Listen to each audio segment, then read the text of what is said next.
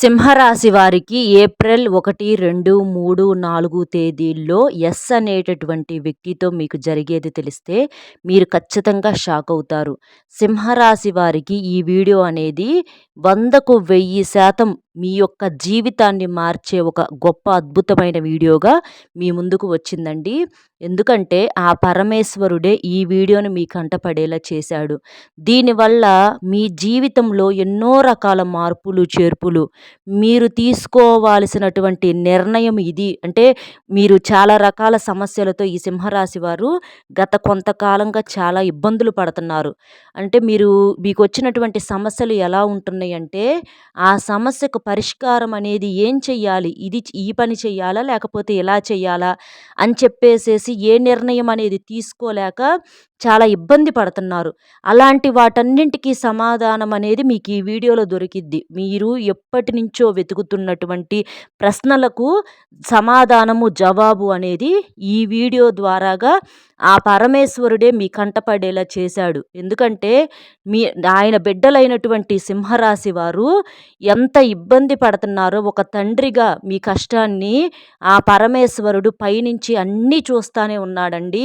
ఇక నా బిడ్డలు ఇప్పటి వరకు పడింది చాలు. అంటే కర్మ తాలూకా ఇన్నాళ్ళ నుంచి మీరు పడ్డటువంటి బాధలు ఏవైతే ఉన్నాయో అవి చాలు. ఇక ఇప్పటి నుంచైనా సరే నా బిడ్డలు సంతోషంగా ఉండాలి. నా బిడ్డలు ఏదైతే తికమక పడుతున్నారో ఆ ప్రశ్నలకు సమాధానం అనేది ఇప్పుడు నేను తెలియచేయాలి అని చెప్పేసేసి ఆ పరమేశ్వరుడే ఈ వీడియోని మీ కంటపడేలా చేశాడు. కాబట్టి సింహరాశి వారు మీరు వీడియోని ఎక్కడా కూడా స్కిప్ చేయకుండా చివరి వరకు వీడియో విని ఒక్క లైక్ ఇచ్చి సపోర్ట్ చేయండి, ఇంకొంతమంది సింహరాశి మిత్రులకు చేరటం కోసం. ఎందుకంటే ఇంకెంతమందో మిత్రులు కూడా మీలాగే చాలా ఇబ్బంది పడుతున్నారు. వాళ్ళకు కూడా ఈ వీడియోలో అన్ని ప్రశ్నలకు సమాధానం అనేది దొరుకుతుంది.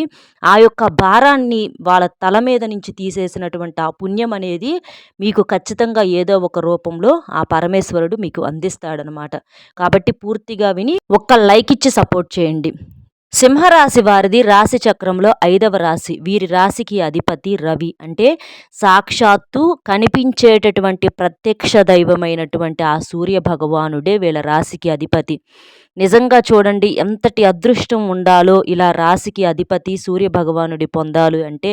మనకు దైవం చాలామందిని మనం పరమేశ్వరుడు కావచ్చు, ఇంకొకళ్ళు కావచ్చు. అది ఒక నమ్మకం, ఆ దైవం ఉన్నారు అనేటటువంటి ఒక నమ్మకం. కానీ సూర్య భగవానుడు మనకు కళ్ళకు కనిపించేటటువంటి ప్రత్యక్ష దైవం అన్నమాట. ఆ యొక్క దైవం యొక్క ఆశీస్సులు అనేవి ఈ సింహరాశి వారి మీద ఉండటము నిజంగా అది మీ యొక్క అదృష్టం, మీ యొక్క పూర్వజన్మ సుకృతం అనే చెప్పుకోవచ్చు అన్నమాట.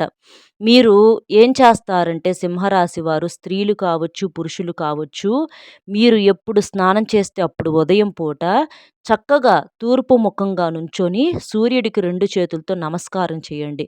అలా చేయటం వల్ల ఏంటంటే మీకు ఉన్నటువంటి గ్రహ దోషాలు కావచ్చు, జాతక దోషాలు కావచ్చు, మీకు మానసికంగా ఇట్లా తికమక పడిపోవటాలు, ఈ గజిబిజి, ఎదుటివారు మీ మీద చేసే చెడు ప్రయత్నాలు ఇవన్నీ కూడా పూర్తిగా తొలగిపోయి మీకు ఆర్థిక పరంగా కూడా బాగా కలిసి వస్తుందన్నమాట. సూర్య భగవానుడి ఆశీస్సులు ఉంటే మీరు మీ జీవితంలో వెలుగులే తప్ప ఎలాంటి చీకటి అనేది లేకుండా ఆ సూర్య భగవానుడు ఎప్పుడూ కూడా మిమ్మల్ని కాపాడుతూ ఉంటాడు. ఈ సింహరాశి వారిని మనం చూసుకున్నట్లయితే మీరు గత కొంతకాలంగా ఎంతో మానసిక ఒత్తిడితో మీరు నలిగిపోతున్నారు. అంటే మీరు సరిగ్గా నిద్రలేని రాత్రులు కూడా ఎన్ని గడుపుతున్నారు ఏంటి అనేది అది మీకు మాత్రమే తెలుసనమాట. బయటికి చెప్పుకునే సమస్యలు అందరికీ అన్ని సందర్భాలలో ఉండవు. కొన్నేంటంటే బయటికి చెప్పుకోలేక మన లోపల అంటే మనల్నేంటంటే అవి కాల్చేస్తూ ఉంటాయి. అవి ఎవరికన్నా చెప్పుకుంటే చులకనైపోతాము, నవ్వుల పాలైపోతాము.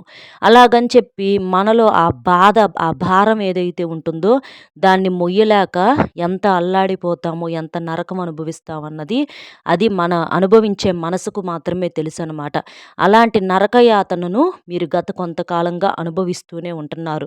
ఎవరినైతే మన అని చెప్పేసేసి అనుకున్నారో అలాంటి వారే మీ వెనకమాల గోతులు తవ్వటము, మిమ్మల్ని అంటే మీకు చెడు చేయాలని చూడటము, మిమ్మల్ని విపరీతంగా నష్టపరచాలని చూడటము, మీరు అనుకుంటున్నారు మీ మీద అభిమానం ఉంది కావాలి అని చెప్పేసేసి మీరు అనుకుంటున్నారు. ఎందుకంటే జనం మీద ఎప్పుడు మీరు ద్వేషాన్ని పెంచుకోరు, ఈర్ష్యని, అసూయని పెంచుకోరు. మీరు అందరిని మన అని చెప్పేసి మీరు మనసుకు భావిస్తూ ఉంటారు. కానీ ఎదుటివారు మాత్రం మిమ్మల్ని బయట వాళ్ళకలాగే చూస్తున్నారు. పరాయి వాళ్ళలాగే చూస్తున్నారు. మిమ్మల్ని ఎంత వరకి ఉంచాలో అంతవరకే ఉంచుతున్నారనమాట. మీ మంచితనాన్ని చేతగానితనంలాగా, మీ అమాయకత్వాన్ని ఆసరాగా, మిమ్మల్ని అవసరాలకు ఉపయోగించుకొని పక్కకు నెట్టేసేసేయటము, అవసరం తీరిపోయిన తర్వాత మీరెవరో అన్నట్లుగా ప్రవర్తించటం కావచ్చు. ఇట్లా చాలా రకాలుగా మిమ్మల్ని ఇబ్బంది పెడుతున్నారని చెప్పుకోవచ్చు. మీ మీద ఏ మాత్రం కూడా వాళ్ళకి ఎలాంటి జాలి, దయ, ప్రేమలు, అభిమానాలు ఇలాంటివి ఏవి లేవు, రావు కూడా. అందులో మొట్టమొదటి వ్యక్తి ఈ ఎస్ అనే అక్షరంతో పేరు కలిగిన వాళ్ళు మీ జీవితంలో ఖచ్చితంగా ఉంటారండి. అది ఎవరు ఏంటనేది మీరు మీ మనసుకు, మీ ఊహకు అర్థమవుతుంది. ఎందుకంటే మీ చుట్టూతా ఎస్ అనేటటువంటి పేరు కలిగిన వాళ్ళు ఎంతమందో ఉండొచ్చు. కానీ అందరూ అనేవాళ్ళు ఇక్కడ ఉండరు కాబట్టి మీ జీవితంలో ఇప్పుడు నలుగురున్నారనుకోండి ఎస్ అనేటటువంటి వ్యక్తులు. ఆ నలుగురిలో ఒక వ్యక్తి ముఖ్యమైనటువంటి పాత్రను పోషిస్తూ ఉంటారనమాట. ఆ వ్యక్తి ఎవరన్నది మీ మనసుకు అర్థమైద్ది. ఎలా అర్థమైద్దన్న సందేహం కూడా మీకు కలగొచ్చు.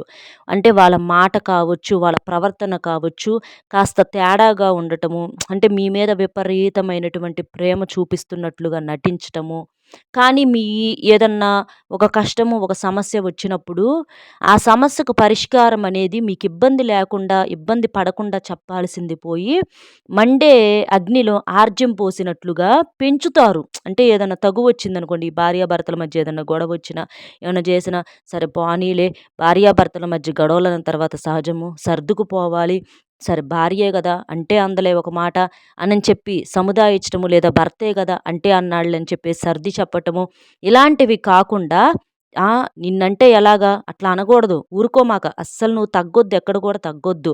అలా రెండోసారి ఇట్లా మాట్లాడకుండా నువ్వు సైలెంట్‌గా ఉంటే నువ్వు దేనికి చేతకాని దానివో, లేకపోతే చేతకానోడివో అయిపోతావు అనని చెప్పేసి సమస్యను పెంచుతా ఉంటారు. అలాగా ప్రతి సమస్యలో కూడా పరిష్కారం కోసం మీరు ఏదన్నా వాళ్ళతో చెప్పినప్పుడు సమస్యని అక్కడ కిందకు తొక్కేయాల్సింది పోయి వీళ్ళేందంటే పెంచుతా ఉంటారనమాట.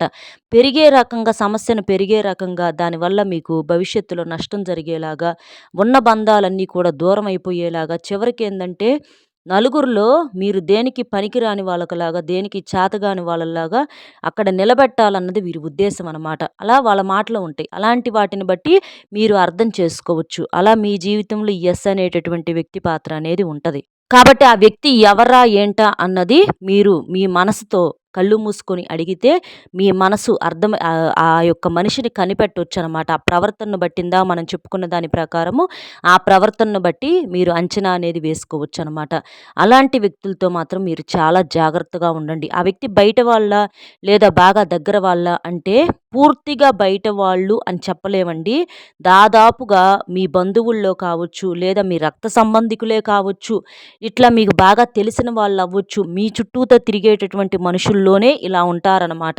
శత్రువులంటే మనకు పనిగట్టుకొని ఎక్కడి నుంచో వస్తారని చెప్పేసి అనుకోవటానికి లేదు. మన మన చుట్టూ తిరిగే వాళ్ళల్లోనే మన నాశనాన్ని కోరుకునే వాళ్ళు ఎంతోమంది ఉంటున్నారు ఈ రోజుల్లో. ఒక మాటలో చెప్పాలంటే 10 మందిలో 8 మంది అలాంటోళ్ళే ఉంటున్నారు. ఇక మన సొంత మనుషులు మన అనుకున్న ఒకళ్ళిద్దరు తప్ప. ఒక్కొక్కసారి అయిన వాళ్ళల్లోనే అపార్థాలనేవి చాలా ఎక్కువగా ఉంటున్నాయి. ఎవరి కోసమైతే కష్టపడుతున్నామో వాళ్ళే అపార్థం చేసుకునేటటువంటి రోజులు. భార్య కావచ్చు, భర్త కావచ్చు, బిడ్డలు కావచ్చు.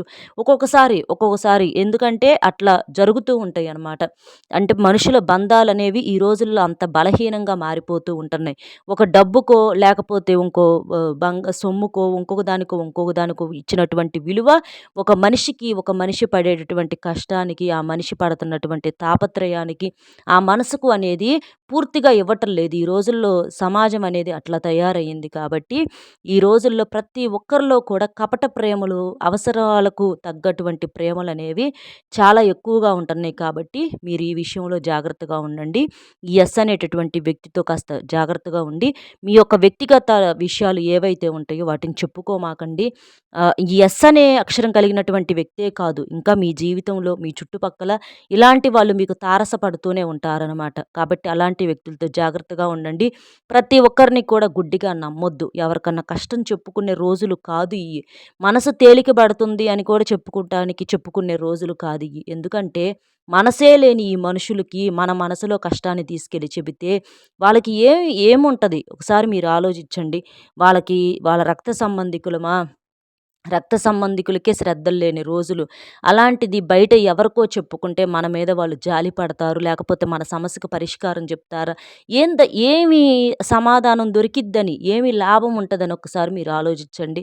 అలాంటివి చెప్పుకోవటం వలన లాభాల సంగతి దేవుడెరుగు. నష్టాలు ఎదురయ్యి చాలా ఇబ్బందులు పడాల్సినటువంటి పరిస్థితి. చులకనగా చూడటం, నవ్వుల పాలైపోవటం, ఇట్లా వీళ్ళెప్పుడు గొడవ పడతారు, చేస్తారని చెప్పేసేసి చెప్పుకోవటం, ఇలాంటివన్నీ జరుగుతూ ఉంటాయి కాబట్టి కాస్త అలాంటి వ్యక్తులతో జాగ్రత్తగా ఉండండి.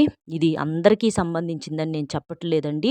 కానీ సింహరాశిలో ఉన్నటువంటి ఎక్కువ మందికి మాత్రం ఇవే జరుగుతున్నాయన్నమాట. కాబట్టి మీరు కాస్త ఆ వ్యక్తులతోటి జాగ్రత్తగా ఉండండి. ఎవ్వరిని గుడ్డిగా నమ్మవద్దు. ఈ సింహరాశిలో ఉన్నటువంటి ఈ పురుషులు కావచ్చు, స్త్రీలు కావచ్చు, లేదా మీరు పని చేసేటటువంటి ఆ ఉద్యోగం చేసే కాడ కావచ్చు, లేదా మీరు వ్యాపారం చేసేటటువంటి కాడ కావచ్చు, లేదా ఇందులో ఉన్న విద్యార్థులకు కావచ్చు, ఇట్లా ఎవ్వరికైనా సరే మీకు ఎటు నుంచైనా సరే ప్రమాదం వచ్చే అవకాశం అనేది చాలా ఎక్కువగా ఉంటుందన్నమాట. కాబట్టి జనాన్ని నమ్మొద్దు. జనాన్ని గుడ్డిగా నమ్మేటటువంటి రోజులు కాదు. అలాగని ప్రతి ఒక్కరిని అనుమానించమని కూడా చెప్పట్లేదండి. ఆ బంధాలనేవి కొన్ని కొన్ని మనకు అర్థమైపోయిద్ది. కాకపోతే మంచి కోరుకునే వాళ్ళని వేళ్ళ మీద లెక్క పెట్టుకోవచ్చనమాట. అలాంటి మనసుకు దగ్గరవుతున్న బంధాలేంటనేది కూడా మీకు అర్థమైద్దనమాట. అలాంటి వాళ్ళతో బాగుండండి, ఇబ్బంది లేదు. కానీ ప్రతి ఒక్కరిని మాత్రం గుడ్డిగా నమ్మవద్దు. మీకేంటంటే గత కొంతకాలం నుంచి ఏలినాటి శని ప్రభావం వలన ఈ సింహరాశి వారు చాలా చాలా ఇబ్బందులనేవి ఎదుర్కొంటున్నారు. అంటే ఏదన్నా పని చేసినా, అది పని మొదలుపెట్టినా, అది ఉద్యోగం కావచ్చు, వ్యాపారం కావచ్చు, ఏదైనా కానివ్వండి, అందులో ఏదో ఒక అడ్డంకులు పడేసేసి ఆ పనికి ఆగిపోవటం కావచ్చు. ఆహ్, చెయ్యాలి అన్న తపన, తాపత్రయం ఉన్నా కూడా ఏదో దుష్టగ్రహాలేదో అడ్డుపడి వద్దు అని చెప్పేసేసి ఆపేస్తున్నట్లుగా ఆపేసేసేయటము. దానివల్ల ఏందంటే చెయ్యాలి అన్న శ్రద్ధ కూడా లేకుండా ఆ ఆశ కూడా ఆవిరైపోతా ఉంటుందనమాట. ఎంత కష్టపడినా కూడా ధనం చేతిలో నిలబడలేకపోవటము, అవసరాలకు అప్పులు చేయాల్సి రావటము, ఉన్న రూపాయి మొత్తం కూడా ఏదో ఒకటి అనవసరపు ఖర్చులతోటి మొత్తం డబ్బంతా కూడా ఖాళీ అయిపోవటము. ఇట్లా చూసుకుంటే మీరు మానసికంగా ఎంత నలిగిపోతున్నారో మీకే తెలుసు. చుట్టూతా చెప్పుకోవటానికి మన అనేవాళ్ళు నలుగురు ఉంటారే కానీ, ఎవ్వరి దగ్గరకు వెళ్లి ఒక్క రూపాయి కూడా అడగలేని రోజులు, అడగలేని ఇది. ఏ ఏంటంటే ఈ బంధాలు ఎలా తయారైనయి అంటే, డబ్బు ఉంటేనే ఈ రోజుల్లో ఎవ్వరైనా సరే కానివ్వండి, డబ్బు లేకపోతే ఇక మనిషికి మనిషిగా ఎక్కడా కూడా ఎవరికీ విలువనేది లేదు, గుర్తింపనేది లేదు. కాబట్టి కాస్త జనంతోటి జాగ్రత్తగా ఉండండి. మీరు మీరు చేసే పనుల్లో అంటే మీకు ఈ శని ప్రభావం ఇదంతా కూడా తగ్గిపోవటానికి మీరు చేయాల్సిందేంటంటే, మీరు సోమవారాలు శివారాధన చేసుకోండి. మీకు దగ్గరలో ఉన్నటువంటి శివాలయానికి వెళ్ళి కానీ, లేదా మీ ఇంట్లో శివలింగం ఉన్నా సరే, చక్కగా శివలింగానికి పాలతో కానీ, లేదా చెంబుడు నీటితో కానీ, చెరుకు రసంతో కానీ, కొబ్బరి నీళ్ళతో కానీ, పంచామృతాలతో కానీ, ఈ పంచదారతో కానీ, ఇట్లా అభిషేకం ఎలాగోలా మీకు శక్తికి తగ్గట్లుగా మీరు అభిషేకం అనేది శివలింగానికి చేయిస్తే, మీ జాతకంలో ఉన్నటువంటి ఆ ఏలినాటి శని దోషాలు, అర్ధాష్టమ శని దోషాలు, ఈ వాహన ప్రమాదాలు కావచ్చు, మృత్యుగండాలు కావచ్చు, ఈ భార్యాభర్తల మధ్య సఖ్యత లేకపోవటం కావచ్చు, లేదా వివాహ ప్రయత్నాలు అనేవి సరిగ్గా లేకపోవటం, అంటే సకాలంలో వివాహం జరగకపోవటం కావచ్చు, లేకపోతే ఇట్లా అంటే ఉద్యోగ ప్రయత్నాలు విఫలమవ్వటము, వ్యాపారంలో ఏదన్నా అడ్డంకులు కలగటం, విదేశీ ప్రయాణాలు ఏదన్నా ఉంటే అక్కడికి అడ్డంకులు ఉండటం కావచ్చు, విద్యార్థులకు కాస్త మార్కులు సరిగ్గా రాకపోవటము, చదువు మీద శ్రద్ధ లేకపోవటం, ఈ అనారోగ్య సమస్యలు, మానసిక ఒత్తిడి, ఇలాంటివి ఏదన్నా ఉంటే ఈ నరదిష్టి ప్రభావం ఇవన్నీ కూడా పూర్తిగా ఆ శివయ్య ఏంటంటే తీసేస్తాడండి. ఎందుకంటే శివయ్య అభిషేక ప్రియుడు కాబట్టి, శివయ్య బోలా శంకరుడు కాబట్టి మీరు శివలింగానికి అభిషేకం చేస్తే మీ జాతకంలో ఉన్నటువంటి దోషాలు పూర్తిగా కడుక్కొని పోతాయన్నమాట. మీకు బాగా కలిసి వస్తుంది. మీకు అష్టైశ్వర్యాలు సిద్ధిస్తాయి. మీకు మనశ్శాంతి, ఆయుష్ పెరుగుతుంది. ఇట్లా అన్ని రకాలుగా మీకు బాగా కలిసి వస్తుందన్నమాట.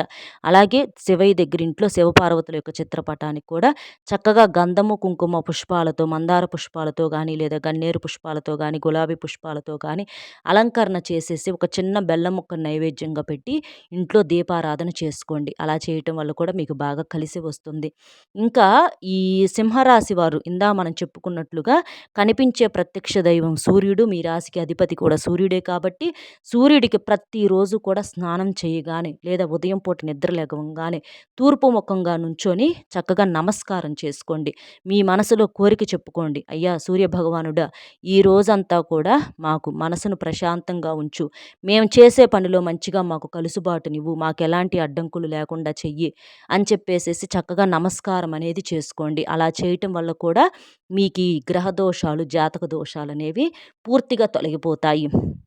ఇంకా మీరేంటంటే కాస్త ఆవుకు ఆహారంగా పచ్చిగడ్డిని కానివ్వండి, లేదా అరటిపండు కానివ్వండి, ఇలాంటివేంటంటే చిన్న చిన్న పరిహారాలే మీ జీవితాల్లోకి పెద్ద పెద్ద మార్పులను తీసుకొస్తాయనమాట. అలాగే మూగజీవులు మనకి చక్కగా ఈ ఇంటి దగ్గర కుక్కలయి ఉంటాయి గదా! ఆ కుక్కలకు ఆహారంగా రొట్టె ముక్కను కానివ్వండి, లేదా కాస్త పెరుగన్నాన్ని పెట్టటం కానివ్వండి, చక్కగా ఒక విస్తరలో వేసేసి అట్లాంటివి పెట్టటం వలన ఈ ఎండాకాలం కాస్త నీటిని పెట్టటం కానివ్వండి, ఇలాంటివి చేయటం వల్లేంటంటే అవి నోరు లేనివి. వాటికి మనమే మన శక్తికి తగ్గట్లుగా పెట్టటం వల్లేంటంటే వాటి కడుపు నిండిద్ది. చక్కగా నీళ్ళయి తాపిచ్చడం. వాటి కడుపు నిండిద్ది. అలాగే మనకున్నటువంటి మన చేత్తో మనం ఇట్లా పెట్టటం వలన మనం తెలిసి తెలియక చేసినటువంటి పాపాలు, కర్మలు ఏదైతే ఉంటాయో అవన్నీ కూడా పూర్తిగా తొలగిపోయి మనకు అదృష్టం అనేది బాగా కలిసి వస్తుందనమాట. కాబట్టి ఇలాంటివి చేయండి. మీ శక్తికి తగ్గట్లుగానే ఈ చిన్న చిన్న మనం చెప్పిన ఈ పరిహారాలు చేయండి. మీ శక్తికి తగ్గట్లుగా ఏదన్నా దాన ధర్మాలు కూడా చేయండి. గుళ్ళో ఏదన్నా అంటే మీ మనసులో ఇట్లా ఏదన్నా ఒక కోరిక ఉంటే బలంగా అది కోరుకొని అది నెరవేరితే గుళ్ళో స్వీట్ పంచుతామని అంటే ఒక లడ్డు పంచుతామనో లేకపోతే ఒక జాంగ్రీయో జిలేబియో పంచుతామని చెప్పేసేసి ఇలాంటివి అనుకుంటే మీకు చక్కగా అవన్నీ కూడా ఆ పరమేశ్వరుడే మీకు తీరేలాగా చేస్తాడు. ఆయన ఎప్పుడు మీకు తోడుగా ఉంటాడనమాట. కాబట్టి చక్కగా ఇలా చేయండి. అర్థమైంది కదండీ! ఈ సింహరాశి వారికి అసలు ఏంటి? ఈ 4 రోజుల్లో జరిగేదేంది? ఎస్ అనే వ్యక్తితో జరిగేదేంది? అలాగే మీ జీవితంలో ఉన్నటువంటి ఈ మానసిక సమస్యలు, ఈ ఒత్తిడి, ఈ ఆర్థిక సమస్యలు, ఈ బాధలన్నిటికీ కూడా అన్ని రకాల సమస్యకు పరిష్కారం అనేది చక్కగా మీకు అర్థం కాకపోతే ఇంకొకసారి వినే ప్రయత్నం చేయండండి. ఎందుకంటే ఇలాంటి మాటలనేవి చాలా అరుదుగా మీకు వినిపిస్తూ ఉంటాయి కాబట్టి చక్కగా మళ్ళీ అర్థం చేసుకోండి, వినండి. వీడియోకి ఒక లైక్ ఇచ్చి సపోర్ట్ చేయండి. లైక్ చేసినప్పుడు కామెంట్స్ దగ్గర హైప్ వస్తుంది. అక్కడ మీ యొక్క పాయింట్స్ అనేవి కూడా యాడ్ చేయండి. ఇంకొంతమంది మీలాంటి సింహరాశి మిత్రులు కూడా చేరి వాళ్ళు ఉపయోగించుకునే అవకాశాన్ని కల్పించినటువంటి వారవుతారు. కాబట్టి మీ లైక్ అనేది సపోర్టింగ్‌గా ఉంటుంది. మాకు ఇలాంటి మంచి మంచి వీడియోస్ మీ ముందుకు తీసుకురావాలని మోటివేషన్‌గా ఉంటుందన్నమాట. కాబట్టి లైక్ ఇచ్చి మీకు తెలిసిన ఫ్రెండ్స్ ఎవరన్నా ఉంటే ఇబ్బందుల్లో ఉన్న వారికి వాళ్ళకి కూడా షేర్ చేయండి. షేర్ చేస్తే వారికి కూడా హెల్ప్ అవుతుందన్నమాట. మొట్టమొదటిసారిగా మన ఛానల్ చూస్తుంటే సబ్స్క్రైబ్ చేసుకొని ఆల్ అనే బెల్‌ని క్లిక్ చేస్తే నేను పెట్టే ప్రతి వీడియో కూడా ముందుగా మీకు నోటిఫికేషన్ రూపంలో చేరుతుంది. కామెంట్ బాక్స్‌లో ఓం నమః శివాయ అనే కామెంట్‌ని కానీ లేదా మీ యొక్క విలువైన అభిప్రాయాన్ని కానీ మీరు తప్పకుండా కామెంట్ చేయండి. మరో మంచి విశేషంతో మళ్ళీ కలుద్దామండి. నమస్కారం.